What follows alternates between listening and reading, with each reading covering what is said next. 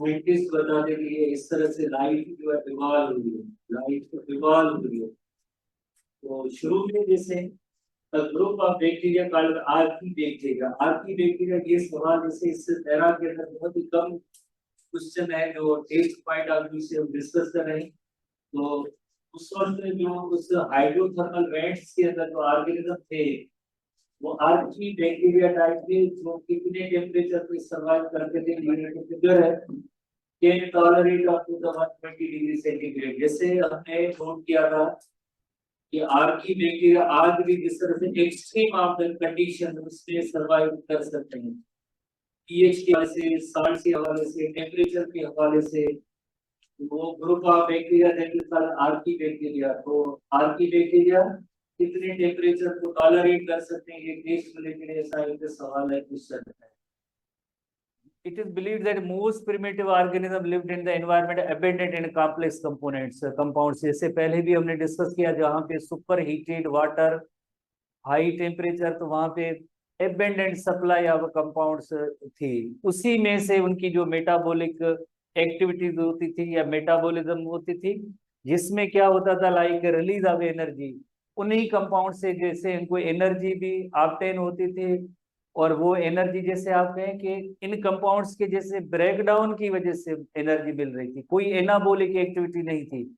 Earliest जो organism थे उनकी जो मेटाबॉलिज्म थी वो केटाबोलिक टाइप की थी, केटाबोलिज्म के जरिए जैसे एनर्जी हासिल होती थी। However when the supply of these compounds with the high energy became reduced, because इनको इनकी यहाँ कोई मैकेनिज्म नहीं थी कि इन ऑर्गेनिज्म के पास ये मैकेनिज्म एनर्जी मैन्युफैक्चर कर सकते हैं। जैसे फोटोसिंथेसिस है, एनाबॉलिक एक्टिविटी है, सिंपल इनऑर्गेनिक सब्सटेंसेस की मदद से जैसे अपने फूड मैन्युफैक्चर करने की उनमें स्ट्रेटेजी मौजूद है। ये तो जस्ट एक केटाबोलिक टाइप की जो है इनके अंदर मेटाबॉलिज्म थी, ब्रेकिंग डाउन से एनर्जी प्रोड्यूस हो रही थी। अब क्या हुआ कि जैसे ये ऐसी सप्लाई कम होने लगी, बिकॉज जो कंपाउंड्स वगैरह हर चीज लिमिटेड होते हैं, अनलिमिटेड नहीं। तो एनवायरमेंट के अंदर ऐसे जो रिड्यूस हुए, ये सप्लाई रिड्यूस हुई, necessity of the efficient anabolic activity become evident. यानी उसके बाद ये होना चाहिए कि इन्हीं सिंपल कंपाउंड से मिलके कोई एक बड़ा कंपाउंड बने, देन उनकी ब्रेकिंग डाउन हो और उसके बाद जो है भले एनर्जी रिलीज हो। टोटली जिस तरह से इससे केटाबोलिक नेचर ना हो कि कंपाउंड ब्रेक होते जाए और उसकी एनर्जी पे ये डिपेंड करता हो। तो जैसे आप देखें उसके बाद जैसे फर्दर जो है बैक्टीरिया के अंदर डिफरेंट टाइप की न्यूट्रिशंस की एवोल्यूशन हुई है। काफी सारे जो एवोल्यूशनरी ऐसे प्रोसेस जो जिनकी सोर्सेज ऑफ एनर्जी जिसके अंदर डिफरेंट टाइप के, जैसे फर्स्ट ईयर के अंदर हमने बैक्टीरिया की हेडिंग में पढ़ा है, जैसे heterotrophic bacteria, autotrophic bacteria. Autotrophic bacteria के अंदर कीमोसिंथेटिक बैक्टीरिया, फोटोसिंथेटिक बैक्टीरिया।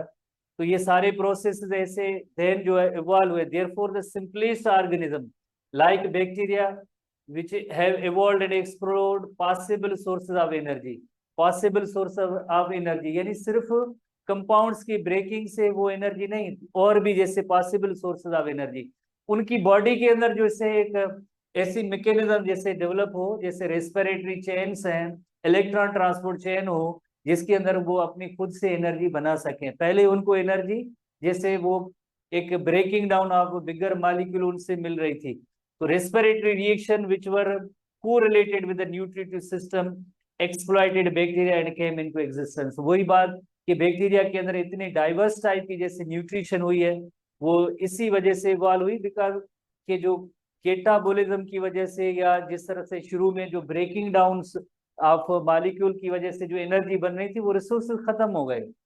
अब क्या हुआ कि उनके यहाँ जिस तरह से लाइक ऐसी मैकेनिज्म डेवलप हो कि विद इन बॉडी के अंदर जैसे अपने मॉलिक्यूल से भी जैसे वो एनर्जी प्रोड्यूस कर सकें। तो इस वजह से उनके अंदर वेरियस जैसे टाइप की न्यूट्रिशन जो है ये इवॉल्व हुई, वेरियस टाइप की। तो इससे हम क्या अंदाजा लगाएंगे कि शुरू में जो ऑर्गेनिज्म थे वो हेट्रोट्रॉफिक थे, उसके बाद जो इवॉल्व हुए ऑर्गेनिज्म वो सब ऑटोट्रॉफिक, बाद में लेटर ऑन जैसे इवॉल्व हुए वो ऑटोट्रॉफिक बैक्टीरिया। तो ये भी एक क्वेश्चन है कि अर्लीस्ट पहले जो लाइक बैक्टीरिया थे वो हेट्रोट्रॉफिक बैक्टीरिया थी, उसके बाद जो है देन ऑटोट्रॉफिक बैक्टीरिया इवॉल्व हुए। एक थ्योरी देते हैं, ये एंडोसिम्बायोसिस थ्योरी एक होती है, एंडोसिम्बायोसिस थ्योरी। उसकी सिम्बायोसिस एंडोसिम्बायोसिस थ्योरी है, उसमें ये बताते हैं कि किस तरह से एक एरोबिक बैक्टीरिया को एक बड़े बैक्टीरिया ने इनगल्फ किया, देन उसको रिटेन किया, डाइजेस्ट नहीं किया। एक जिस तरह से उससे आगे जो ऑटोट्रॉफिक बने, हम इस इलस्ट्रेशन पे आते हैं। तो सिंपली आप इस पॉइंट को नोट करेंगे, पहले जो है हेट्रोट्रॉफिक बैक्टीरिया इवॉल्व हुए, उसके बाद जैसे ऑटोट्रॉफिक बैक्टीरिया इवॉल्व हुए।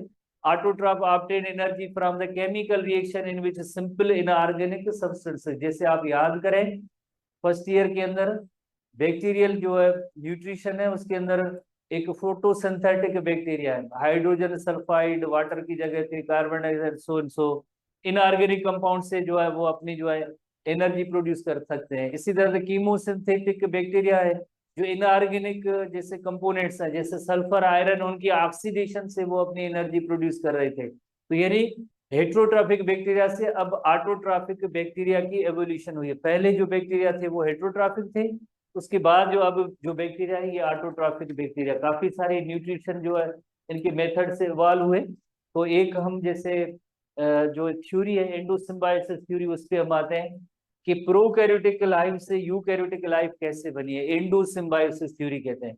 जो एंसेस्ट्रल प्रोकैरियोट थे, जैसे अभी हमने थोड़ी देर पहले कल भी नोट किया था, जस्ट उसके अंदर एक प्लाज्मा मेम्ब्रेन थी और उसके अंदर इसका जो है न्यूक्लिक एसिड इसके थे, एक प्लाज्मा मेम्ब्रेन थी और न्यूक्लिक एसिड वो था अर्ली प्रोकैरियोटिक सेल, जो फर्स्ट लाइफ जिसे हम कहते हैं, पहला लिविंग कंपोनेंट जो इनऑर्गेनिक इस तरह से ऑर्गेनिक कंपोनेंट मिलके आपस में उन्होंने एक एंसेस्ट्रल प्रोकैरियोट बनाया। उसके बाद जैसे यूकैरियोट कैसे बनता है, ये जो जितनी मेम्ब्रेन है प्लाज्मा मेम्ब्रेन है इसकी इनफोल्डिंग हो रही है। इनफोल्डिंग हो रही है किसके इर्द गिर्द, यानी न्यूक्लियर कंटेंट के इर्द गिर्द। न्यूक्लियर कंटेंट के इर्द गिर्द इनफोल्डिंग हुई तो ये कौन सा सेल बन गया, प्लाज्मा मेम्ब्रेन की इन्वेजिनेशन हुई और उसके रिजल्ट में प्रोकैरियोट से यूकैरियोटिक सेल बन गया। इनफोल्डिंग ऑफ प्लाज्मा मेम्ब्रेन से प्रोकैरियोटिक सेल से यूकैरियोटिक सेल बन गया। अब यूकैरियोटिक सेल इससे तो नहीं कहेंगे जस्ट एक न्यूक्लियर मेम्ब्रेन डेवलप हुई, और भी मेम्ब्रेन बाउंड ऑर्गेनेल्स उसके अंदर मौजूद हैं। कौन सी मेम्ब्रेन बाउंड ऑर्गेनेल, जैसे एंडोसिम्बायोसिस थ्योरी है उसके अकॉर्डिंगली एक एरोबिक बैक्टीरियम था, उसको दूसरे किसी बड़े बैक्टीरियम ने इनगल्फ कर दिया। इनगल्फ करने के बाद इसको डाइजेस्ट नहीं किया, इसको रिटेन किया। रिटेन किया तो ये माइटोकॉन्ड्रिया बन गए, उसी से ये माइटोकॉन्ड्रिया बन गया। तो माइटोकॉन्ड्रिया आज भी जैसे आपको पता है उसके अंदर उसका जेनेटिक मटेरियल शामिल है, उसका ये जेनेटिक मटेरियल है माइटोकॉन्ड्रिया के अंदर, राइबोसोम्स भी मौजूद हैं। तो ये एक इंडिकेशन बताते हैं कि भाई इन्होंने ये जो एरोबिक बैक्टीरियम को जैसे इन्होंने इनगल्फ किया और इसको डाइजेस्ट नहीं किया, रिटेन किया तो ये माइटोकॉन्ड्रिया बन गए। इसी तरह से एक साइनोबैक्टीरियम टाइप जो स्ट्रक्चर थी उसको भी इनगल्फ किया तो ये क्लोरोप्लास्ट बन गया। डाइजेस्ट नहीं किया पर उसको रिटेन किया। इस तरह से जो है इनफोल्डिंग ऑफ प्लाज्मा मेम्ब्रेन से eukaryotic cell, injection of aerobic bacteria किया तो उससे आगे एक जैसे माइटोकॉन्ड्रिया बन गया। साइनोबैक्टीरिया टाइप ऑर्गेनिज्म को इनगल्फ किया तो उससे एक जिस तरह से क्लोरोप्लास्ट बन गया। एंडोसिम्बायोसिस थ्योरी के अकॉर्डिंगली ये ऐसे एक पॉसिबल थ्योरी बताते हैं साइंटिस्ट, ये ऐसे बताते हैं कि ये ऐसे हुआ होगा। ठीक है, कोई ऐसे इसका एग्जैक्ट प्रूफ जैसे कहें तो वो नहीं है, पर एक पॉसिबिलिटी चंद एक निशानियों की मदद से। तो nutritive system of both bacteria are immensely inferior to the photosynthesis of the green plants. अब देखिए फोटोसिंथेसिस जैसे हमने पहले ही एक हेडिंग में नोट कर लिया है कि पहले हेट्रोट्रॉपिक बैक्टीरिया इवॉल्व हुए, उसके बाद जो है ऑटोट्रॉपिक बैक्टीरिया इवॉल्व। फोटोसिंथेसिस तो बहुत ही दूर की बात है। कब जैसे एंडोसिम्बायोसिस हुई, साइनोबैक्टीरिया टाइप के जो बैक्टीरिया को उन्होंने इनगल्फ किया, रिटेन किया, क्लोरोप्लास्ट थे, तो बाद में जैसे फोटोसिंथेसिस का अमल हुआ है, वरना इससे पहले कोई फोटोसिंथेसिस का मैकेनिज्म था ही नहीं ऐसा। जब फोटोसिंथेसिस होती है तो आपको पता है एटमॉस्फेयर के अंदर ऑक्सीजन जैसे रिलीज करते हैं। अब एनवायरनमेंट भी चेंज हो गया। पहले एटमॉस्फेयर के अंदर जो एनवायरनमेंट था उसके अंदर ऑक्सीजन कम थी, जैसे ही फोटोसिंथेसिस की मैकेनिज्म इवॉल्व हुई है तो पूरी एनवायरमेंटल कंडीशन ही चेंज हो गई। तो evolution of photosynthetic mechanism may be the real basis of the evolution of the all green plants. जाहिर है पहले क्लोरोप्लास्ट आया, यूनिसेल्युलर ऑर्गेनिज्म बने, और देन जो उनमें अल्जी टाइप, और देन कॉलोनियल मल्टीसेल्युलर, और देन जो आगे जो ग्रीन प्लांट्स बने। जैसे ग्रीन प्लांट बने या फोटोसिंथेसिस की मैकेनिज्म आई तो रिजल्ट क्या हुआ, ऑक्सीजन लिबरेटेड। ऑक्सीजन रिलीज हुई किसके अंदर, एनवायरनमेंट के अंदर। अब क्या हुआ प्लस में, जैसे रिलीज होने की मैकेनिज्म तो हमारे बुक में फर्स्ट ईयर के हवाले से मौजूद है। फोटोसिंथेसिस की रीडिंग में फोटोलाइसिस ऑफ वाटर होती है तो ही ऑक्सीजन रिलीज होती है। डीकम्पोजिशन ऑफ वाटर का मतलब है फोटोलाइसिस ऑफ वाटर जब होती है तो ही ऑक्सीजन गैस रिलीज होती है। मैकेनिज्म बताई गई है कि एवोल्यूशन की जो मैकेनिज्म होती है, एवोल्यूशन की मैकेनिज्म, उसके अंदर अब जो एनवायरनमेंट चेंज हो गया, अब एनवायरनमेंट के अंदर जो है लाइक कौन सी कंपोनेंट, ऑक्सीजन की जो अबेंडेंस हुई है। तो जो एंडोसिम्बायोसिस थ्योरी है वो क्या कह रही है, एंडोसिम्बायोसिस थ्योरी, तो हम उस पर आते हैं जो ये यूकैरियोटिक के हवाले से। पर एक फिगर और भी आप नोट करेंगे, 1.5 बिलियन ईयर, सॉरी जो टेस्ट रिलेटेड इस पैरा के अंदर क्वेश्चन है वो यही है। It is believed that prokaryotes may have arised in more than 1.5 billion years ago. Text book के जो सवाल हैं टेस्ट रिलेटेड है वो सब हमें ऐसे नोट कर रहे हैं। एक हमने टेम्परेचर का नोट किया, पहले जो ऑर्गेनिज्म थे वो हेट्रोट्रॉफिक थे, बाद में ऑटोट्रॉफिक हुए। ये मेटाबॉलिज्म पहले केटाबोलिक नेचर की थी, उसके बाद एनाबोलिक की थी, और ये भी फिगर नोट करेंगे। और उसके बाद ये सब एंडोसिम्बायोसिस की थ्योरी की बातें हो रही हैं। कैसे, eukaryotic cell might have evolved when a large aerobic amoeboid bacteria, large जो बैक्टीरियम था उसने क्या किया, प्रोकैरियोटिक सेल को इंजेस्ट किया, इंजेस्ट किया पर डाइजेस्ट नहीं किया। स्मॉल एरोबिक बैक्टीरियम को जैसे उसने इंजेस्ट किया, डाइजेस्ट नहीं किया, उसको रिटेन किया, स्टेबलाइज किया, इंस्टेड ऑफ डाइजेस्टिंग देम। तो जैसे ये कौन सी एक इंटरेक्शन के हवाले से आपने पढ़ा होगा जिसमें दूसरे को कोई नुकसान नहीं होता, हार्म नहीं होता है, सिम्बायोसिस मैकेनिज्म है। तो इसी वजह से एंडो सिम्बायोसिस ये थ्योरी उसका नेम आया था। बजाय उसको डाइजेस्ट करने की उसको रिटेन किया, बजाय उसको डाइजेस्ट करने की रिटेन किया, रिटेन किया तो वो एक नया ऑर्गेनील बन गया उस सेल के अंदर। इसी तरह से another hypothesis was the evolution of cell proposed that prokaryotic cell membrane folded inward to enclose the copies of the genetic material। अभी जिस तरह से हमने इलस्ट्रेशन के अंदर देखा कि प्लाज्मा मेम्ब्रेन की इनफोल्डिंग हुई है, इनफोल्डिंग की वजह से जिस तरह से ये न्यूक्लियर मेम्ब्रेन बन गई और ट्रू न्यूक्लियस बन गया। इनफोल्डिंग ऑफ प्लाज्मा मेम्ब्रेन से प्रोकैरियोटिक सेल से यूकैरियोटिक सेल बना है। Infolding of plasma membrane, infolding of plasma, वही सेम बातें हैं पर हेडिंग नहीं है हमारे बुक एसटीबी में, हेडिंग नहीं है, ये एंडोसिम्बायोसिस थ्योरी है। ठीक है ना, वही कि सेल मेम्ब्रेन इनफोल्ड हुए और जेनेटिक मटेरियल के बाहर आ गई, तो यानी ये प्रोकैरियोटिक सेल से अभी ये यूकैरियोटिक सेल बन गया। एक जिस तरह से मेम्ब्रेन बाउंड ऑर्गेनील की भी मैकेनिज्म यहाँ पे डिस्कस है, प्लस में जिस तरह से कैसे यूकैरियोटिक सेल बना है वो भी मौजूद है। This invagination result in the formation of membrane bound organelle. कौन कौन से membrane bound organelle, mitochondria, chloroplast, वो भी बने हैं।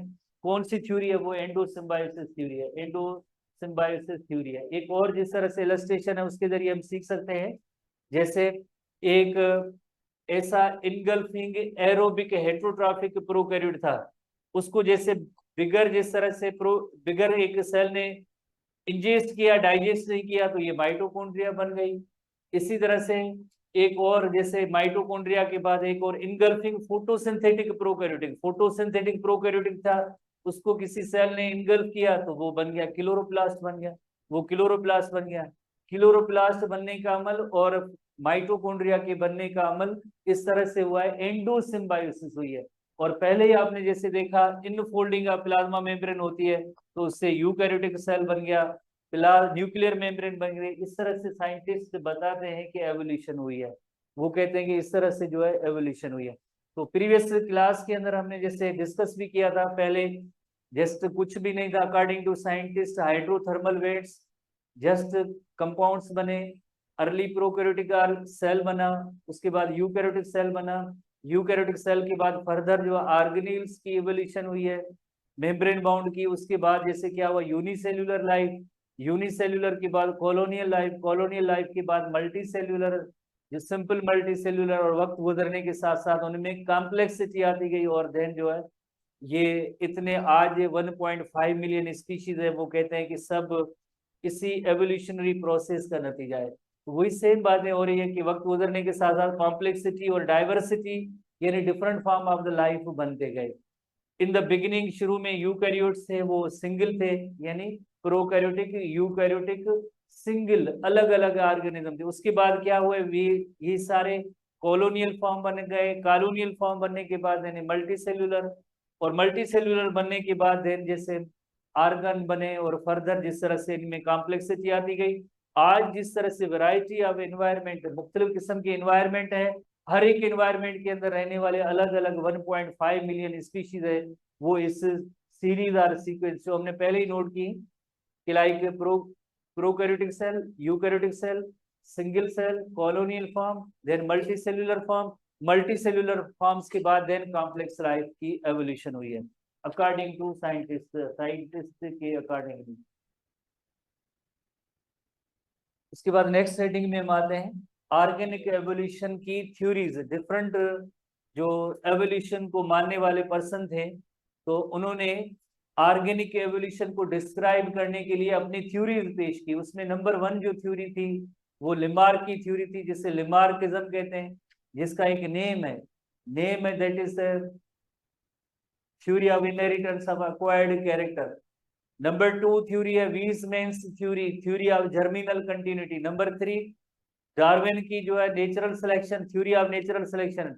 डी वरीज की म्यूटेशन की थ्योरी, थ्योरी ऑफ म्यूटेशन। तो 4 ऑर्गेनिक एवोल्यूशन की थ्योरीज है। तो इनकी अकॉर्डिंगली जो एवोल्यूशन के मानने वाले हैं तो species are not immutable. Not immutable आप इसको कंपाउंड वर्ड के तौर पे लें, नॉट इम्यूटेबल। इम्यूटेबल, म्यूटेबल की मीनिंग है चेंजेबल, इम्यूटेबल की मीनिंग होती है नॉट इम्यूटेबल। तो इसका मतलब सिंपली अगर सिंपल वर्ड्स में कहें कि स्पीशीज आर चेंजेबल, एवोल्यूशन के अकॉर्डिंगली स्पीशीज आर चेंजेबल। अगर नॉट इम्यूटेबल को वर्ड को आप एक सिंगल वर्ड लेंगे तो उसका मतलब होगा species are changeable. Not immutable का मतलब होता है changeable. Species are changeable, change है but once life appeared on earth it slowly evolve. वही कि चेंज आ सकती है, वो चेंज आई है स्लोली एंड ग्रेजुअली। उस तरह से स्पीशीज के अंदर चेंज आई है, स्पीशीज के अंदर जो चेंज आई है वो स्लोली एंड ग्रेजुअली आई है। इसी वजह से इन्होंने जैसे एक पॉइंट दी कि स्पीशीज आर नॉट इम्यूटेबल, इसका मतलब है स्पीशीज आर चेंजेबल, चेंज हो सकती है, उनमें आ सकती है। सो स्पीशीज में slowly have changed into new species. वक्त गुजरने के साथ, जैसे हमने एवोल्यूशन की जो डेफिनेशन बनाई थी, जैसे एक एंसेस्टर्स होते हैं और एंसेस्टर्स के बाद जैसे आपको पता है उनमें आहिस्ता आहिस्ता चेंजेस आती जाती है। वक्त गुजरने के साथ साथ जो चेंज आती है तो उसमें एक दिन ऐसे डिसेंडेंट्स बनेंगे जो बिल्कुल डिफरेंट होंगे एंसेस्टर से, तो इसे एवोल्यूशन ये कह रहे थे। वेदर इट्स ओरिजिनल स्टॉक मे परसिस्ट और वेनिश, जहां से ये जो ओरिजिनल, जैसे हमने कल एक एग्जांपल लिया था कि वूली मैमथ और एलिफेंट के कॉमन एंसेस्टर थे, वो कॉमन एंसेस्टर आज भले ना हो पर उसमें से तो आगे तो न्यू स्पीशीज जैसे इवॉल्व हो गई। जैसे इतने डॉग्स है उनके एंसेस्टर जो वूल्स से, उनकी स्टॉक अगर आज मौजूद है या नहीं भी है पर उनके अंदर तो डाइवर्स टाइप के जो ये तो स्पीशीज बन गए। जैसे फिशेज, लोब फिन्ड फिशेज, उनमें से आगे एम्फीबियन बने, एम्फीबियन से आगे रेप्टाइल बने, रेप्टाइल से बर्ड्स एंड मैमल्स बने। तो जैसे देखें रेप्टाइल और बर्ड्स के दरमियान कनेक्टिंग लिंक आर्क्योपिटेरिक्स, आज भले वो ना हो पर उसमें फर्दर जो है जितने भी बर्ड्स बने उसी तरह से बने। ओरिजिनल स्टॉक जो कॉमन एंसेस्टर थे वो आज भले हो या ना हो पर मे परसिस्ट और वेनिश, खत्म हो जाए पर न्यू स्पीशीज बनने का अमल वो जारी होता है। वक्त गुजरने के साथ साथ आगे जो है ऐसी न्यू स्पीशीज बनती जाती है, न्यू स्पीशीज बनती जाती हैं। जैसे आपको याद होगा हमने फर्स्ट ईयर में पढ़ा था कि मैमल्स के जो अर्लीस्ट जो मैमल थे वो श्रियू लाइक थे, ऐसे रेड जैसे थे। आज वो ओरिजिनल स्टॉक भले ना हो पर हम आज देखते हैं कि ये सारे मैमल्स मौजूद हैं। ओरिजिनल स्टॉक हो या ना हो कोई जरूरी बात नहीं है एवोल्यूशनरी पॉइंट ऑफ व्यू से, पर ये इतने डाइवर्स टाइप के मैमल्स जो हुए हैं वो इन्हीं कॉमन एंसेस्टर से हुए, वो इन्हीं कॉमन एंसेस्टर से हुए। तो नेक्स्ट हेडिंग में कि like evolutionists believe that evolution has occurred in the past and is even going on today। जैसे हमने शुरू में 2 नजरिया थ्योरीज थी उनके बारे में पढ़ा था, उनके अकॉर्डिंगली जैसे आज जितनी भी लाइफ मौजूद है पहले ऐसे नहीं थी, एवॉल्व हुई है, एवॉल्व होने के बाद जैसे नेक्स्ट आगे भी जैसे उनके अंदर चेंजेस आती रहेगी। तो concept that organisms of living जो टुडे आज जैसे हम देख रहे हैं have changed from those lived in the past। आज इस प्लानिट अर्थ पे कहते हैं वो जितने भी ऑर्गेनिज्म मौजूद हैं वो कहाँ से, उनके एंसेस्टर थे, वहां से चेंज होते होते होते यहाँ पे तक पहुंचे। तो इसका मतलब ये हुआ लिविंग थिंग्स है कैन चेंज, लिविंग थिंग्स के अंदर तब्दीली जैसे आ सकती है, वक्त गुजरने के साथ साथ स्लोली एंड ग्रेजुअली चेंज आएगी। लिविंग थिंग्स के अंदर चेंज, तब्दीली, एवोल्यूशन, तो उसे हम कहेंगे ऑर्गेनिक एवोल्यूशन।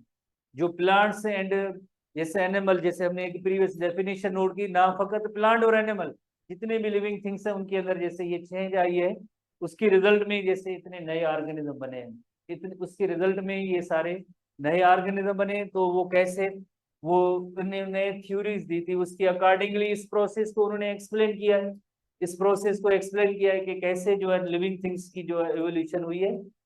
तो उन थ्योरीज के अंदर ये पॉइंट्स बताते हैं। नंबर 1 थ्योरी है theory of inheritance of acquired character, Lamarck ने दी थी, जेन बैप्टिस्ट डी लिमार्क उसने थ्योरी दी थी। वीजमैन की थ्योरी जर्मिनल कंटिन्यूटी थ्योरी है। Theory of natural selection Darwin की थ्योरी है, जिसे डार्विनिज्म कहते हैं। Theory of mutation D worries ने जैसे थ्योरी दी थी। ये जो आगे हम वन बाय वन डिस्कस करेंगे। तो पहली थ्योरी पे हम आते हैं, inheritance of acquired character. Jean Baptiste de Lamarck French person था, और उसने एक बुक लिखा था जिसका नेम था फिलॉसफी ऑफ ज़ूलॉजी। छोटी छोटी पॉइंट्स जैसे हम यहाँ पे रिपीट कर रहे हैं, इसका मतलब है टोकिन टाइप के सवाल जैसे आ सकते हैं। पूरा नेम था Jean Baptiste de Lamarck, French था, डी लफ्ज जिनके नेम में आता है ना वो फ्रेंच होते हैं, जोलॉजिस्ट था, और ये डेट ऑफ बर्थ होती है और ये इनकी डेथ की डेट होती है। तो इसमें ये जो है इनकी लाइफ के बारे में बताया गया है कि इस साल ये पैदा हुआ था, ये डेथ हुआ है। 2 फिगर्स ब्रैकेट में नाम के सामने होती है, तो उसमें डेट ऑफ बर्थ और डेथ की ईयर होती है। एंड पायोनियर एवोल्यूशनिस्ट, पायोनियर का मतलब है जो पहली ऑर्गेनिक एवोल्यूशन की जो थ्योरी दी फर्स्ट, उसे पायोनियर कहते हैं। प्री डार्विनियन, डार्विन पीरियड है, प्री की मीनिंग होती है पहले, डार्विन से पहले। तो डार्विन की थ्योरी तो बहुत ही लेटर आई थी। इसकी जो थ्योरी 1809 के अंदर इसने एक बुक लिखा था, बुक का नेम है फिलॉसफी ऑफ ज़ूलॉजिक, फिलॉसफी ऑफ ज़ूलॉजिक 1809 के अंदर इसने थ्योरी दी। 1809 एक फिगर है, पब्लिश्ड इन 1809। और जो है डार्विन की थ्योरी तो बहुत ही देर से 1859 के अंदर उसका बुक पब्लिश हुआ था, ओरिजिन ऑफ स्पीशीज हुआ था। और इसकी जो है जैसे हर एक थ्योरी का कोई ना कोई बेस होता है। वेरी सिंपल क्वेश्चन है, टेस्ट रिलेटेड क्वेश्चन ऐसे आते रहते हैं कि इस लिमार्क की थ्योरी का बेस क्या था, प्रिंसिपल क्या था, किस बुनियाद पे इसने थ्योरी दी थी।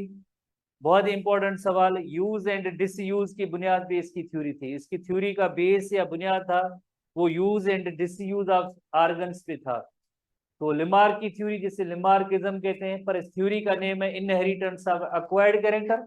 थ्योरी का नेम है इनहेरिटेंस ऑफ एक्वायर्ड कैरेक्टर। उसका जो बेस था, वो बेस था या प्रिंसिपल था वो use and disuse of organ. छोटी छोटी सी पॉइंट्स हैं, छोटे छोटे से क्वेश्चन हैं, तो ऐसे जस्ट आप इनको याद कर सकते हैं बिकॉज टेस्ट रिलेटेड ये क्वेश्चन है। और रेवोल्यूशन का चैप्टर सिलेबस माइनस हो कम हो कुछ भी हो, ये जरूर चैप्टर इंक्लूड होता ही होता है। इसमें सवाल भी आते रहते हैं, तो आप इनको इतनी कम इम्पोर्टेंस नहीं देंगे, आप इसको अच्छी तरह से पढ़ेंगे बिकॉज इसमें काफी सारे हर साल एवोल्यूशन के हवाले से सवाल आते रहते हैं।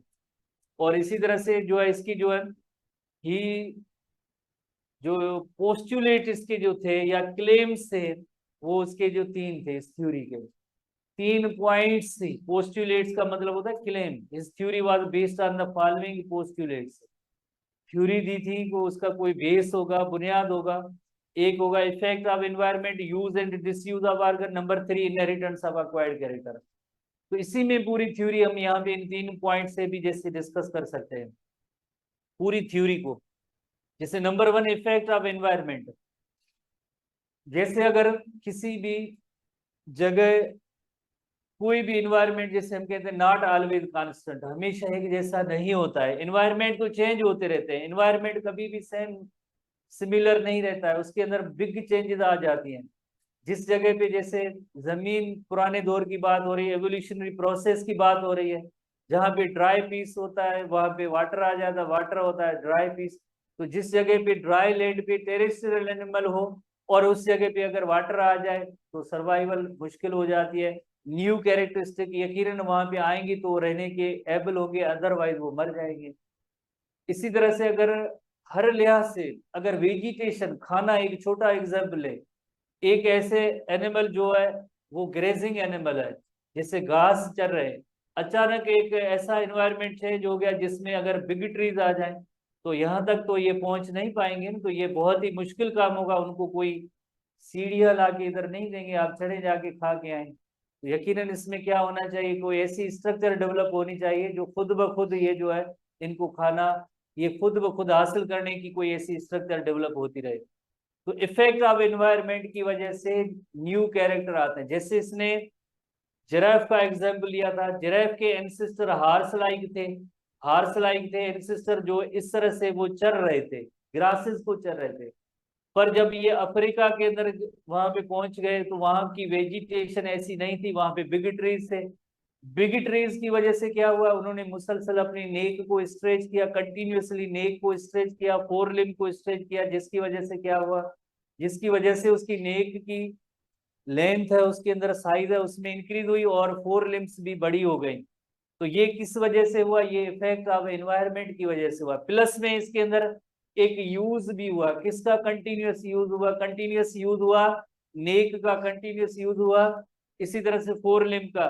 तो इन दोनों प्रॉपर्टीज की वजह से जो आर्गन डेवलप हुए, इन दोनों पॉइंट्स की वजह से, चाहे डिसयूज हो या यूज हो या इफेक्ट ऑफ एनवायरनमेंट हो, उसकी वजह से जो आर्गन्स डेवलप होते हैं उन्हें कहते हैं अक्वायर्ड कैरेक्टर।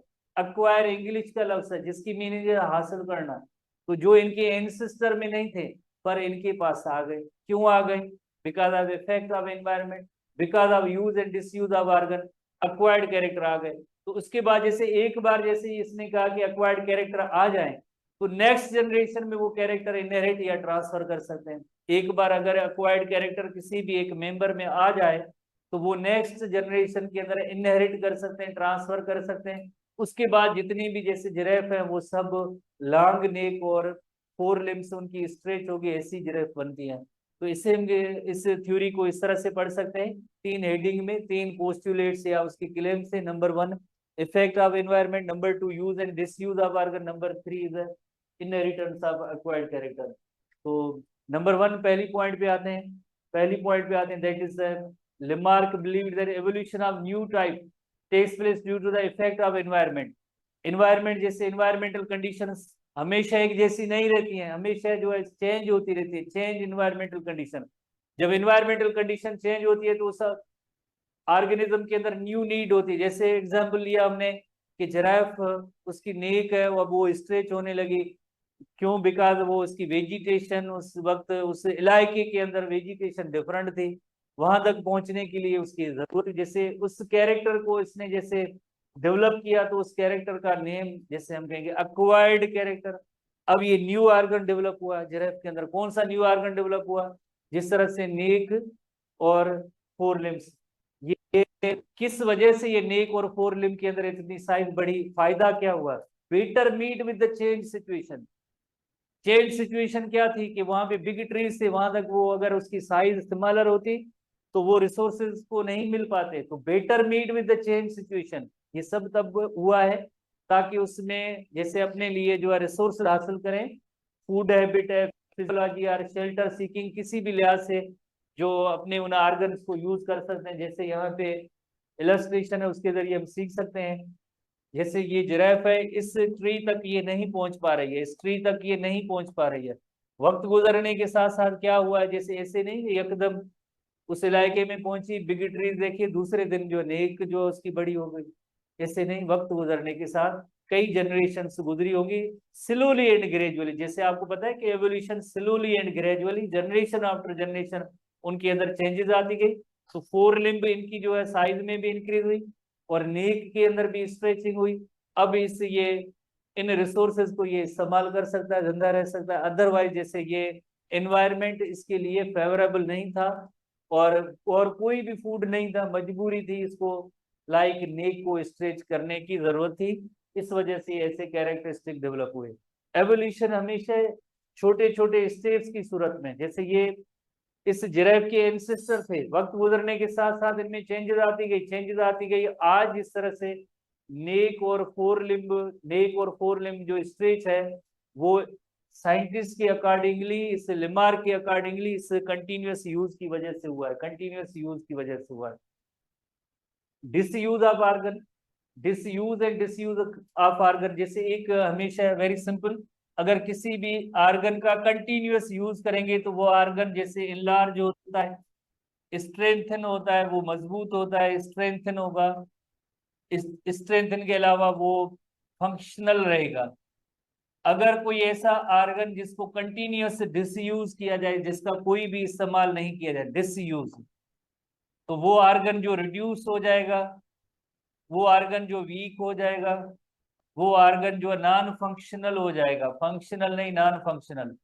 और ऐसे आर्गन को आपको पता है हम वेस्टिजियल आर्गन कहते हैं। वेस्टिजियल आर्गन्स की सूरत में अभी भी हमारे यहाँ ऐसे कई आर्गन्स मौजूद हैं जिनका कोई रोल फंक्शन नहीं है, पर जनरेशन आफ्टर जनरेशन ऐसे वेस्टिजियल आर्गन मौजूद हैं, आ रहे हैं।